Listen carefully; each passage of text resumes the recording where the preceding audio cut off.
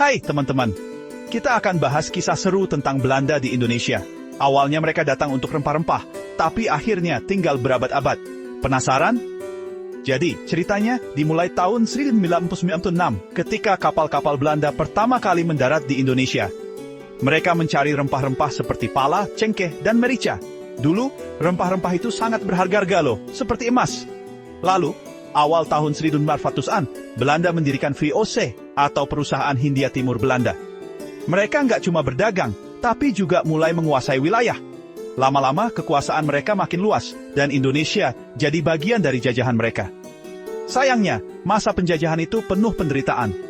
Belanda mengeruk kekayaan alam dan memperlakukan penduduk Indonesia dengan buruk. Rakyat Indonesia melawan, dan perlawanan itu makin kuat dari tahun ke tahun. Kita maju ke abad ke-20. Waktu Perang Dunia II, Jepang datang dan menduduki Indonesia. Belanda sempat kehilangan kendali, tapi setelah perang berakhir, mereka mau kembali lagi. Tapi, rakyat Indonesia sudah punya rencana lain.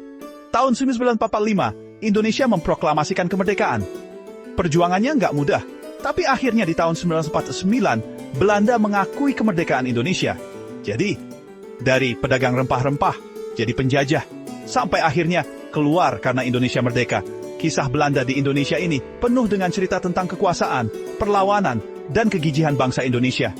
Sejarah itu memang penuh lika-liku ya.